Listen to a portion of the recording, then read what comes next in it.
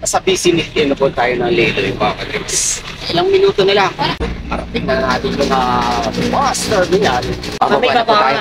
Day, Salamat. sa biyahe.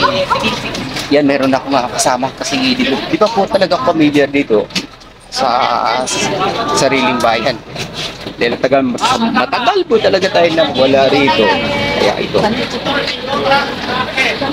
Buti na lang may kababayan ako. Tapos, susunod ako rito. Dito si Yaya. Ma'am, tingka mo, ma'am. Ito kaya. Dito na. Dua ba daw? Ay, dito kaya. Oh, dua na. Yan.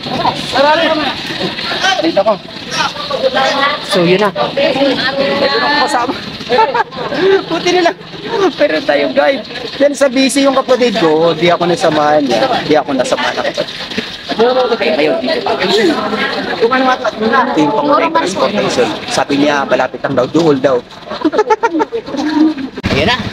Gagayak na tayo. Papuntang San Nico. Para makapagbayad po tayo ng ating bill. Shoutout po sa mga kababayan natin dyan sa Metro Manila na taga rito sa Sambuanga. Nasa vicinity area po tayo ng Iloy, Sambuanga. Yan, gagayak tayo papuntang San Nico para magbayad ng ating bill ng kuryente. Yan mga kadrims, binigyan ako ng instruction dahil sa hindi natin kabisado yung lugar. Buti na lang may kababayan tayo. Thank you. Tayo sa San Nico. Yan. Tingnan natin kung gaano kabilis yung payment. Malapit na po tayo. Sa pang number 43. So, nasa 40. So, mabilis yung transaction natin para magawa natin yung ating ibang transaction dito sa bayan ng dealer. Tapos na tayo magbayad. Pero susubukan natin through GCash yung pagbabayad natin ang ating bill ng kuryente. Kasi mas madali yung transaction.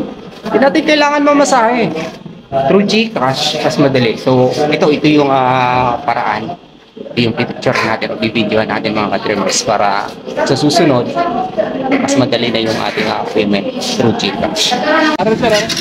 Mangita pa ko hardware. May doon na ba yung hardware na rin, Dol? Oh, ito. Lagi rin ba yan? Oo. Wala pala. Ano yung professional account ko, Facebook, Lindo Buena Suerte. Dito? Oo. Taga-Balacan eh. Then yung ako ang talagang account, YouTube at saka FB page, Dreams Visions TV. Mga pangitang panaginip yun. Visions pa. Tungkol sa The Second Coming of Christ. Sinulat ko siya 11 years na. Doon na nakatuon yung buhay ko. Doon na yun yung Ten of Times. Sana din natin mabutan. 32 Dreams. Una na yung supporting document sa Bible. Recording filming na lang. Palit pa kong buta. Baka sinug doon ay buta diha. Ako po na sa Hardware? hardware. Ako na sa Yose. Start mo pa nila. Pwede makakita. Mayroon ba ito? Ganun ba ito? Ano sa pangalan na sir? Yose. United Commercial. Yes mga kadrimmers, nakabili na tayo. 1,000 yung budget natin. Nakabili na tayo ng dalawang bota, dalawang tsinelas saka sapatos. Gagamitin natin to sa ating farm. Yan, abangan nyo po yung ating mga video sa ating farm, local farmers sa Sambuanga del Norte. At ngayon pupunta tayo doon sa hardware para bumili ng equipment. Hindi lang kalayo, malapit lang siya. Yan. So lalakarin natin yun. Hardware. Then babalik tayo dito, kabila sa side para pabalik yung cellphone. Let's go! Nako yan! Lakad tayo.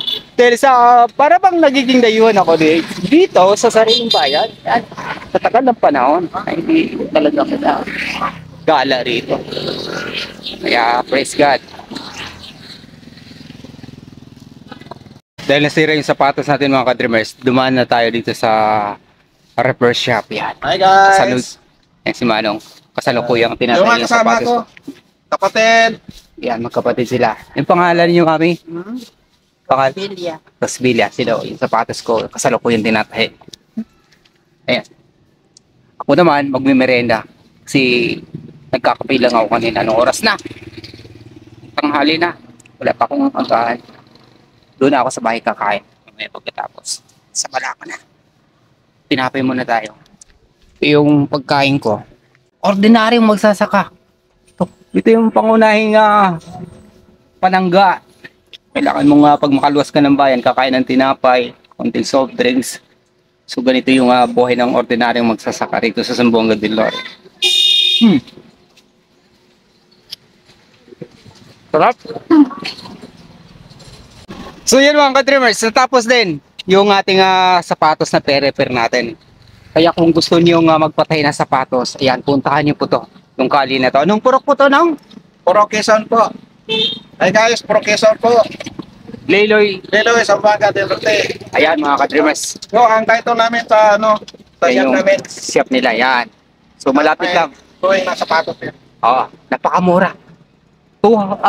Dalawang pares yung pinatay ko. Balik natin ang kagandahan at katibayan ng yung mga sapatos na sira. Yan, 100 pesos lang yung tiningin sa akin, di ba? Abot kamay. Sandal. Yan. So alo-alo po daw yung tinatahin nila ito, bag, sandals, sapatos, yan. So kung meron kayong mga gamit na gusto niyo ipa-repair para magamit pa ng maayos, yan. Puntahan niyo po yung shop na to. Purok Liloy. Puro Quezon. Liloy sa Yan. Purok Quezon. Gusto kayo magpagupit? Gupit din ako. Ayan. So naman ko. So yan. Marami babae. So yan. Maraming salamat po. Maraming salamat. Maraming salamat po. Yan. Ngayon tutuloy na tayo dun sa bus terminal. Pupunta ng Salog para makauwi na tayo. Let's go! Ito mga ka-dreamers, pupunta na tayo ng bus terminal dito sa Liloy para makauwi na tayo. Papuntang Salog. Bigat ng dala ko! Ito na yung pinamili ko para sa ating pagsasaka. Mga gamit. Para mas magaan yung ating pagsasaka. Doon sa Mukas. Tampanan sa Zamboanga del Norte. Diretso ka Dalakan? Oo. At ito po kasi grocery, mang palito plus light. Duman tayo sa grocery dito sa Salog, Zamboanga del Norte. Bibili tayo ng maglaba tayo may pagdating. Then, dahil sa Black Grocery, bumili na tayo ng para may pampare sa Biko mamaya.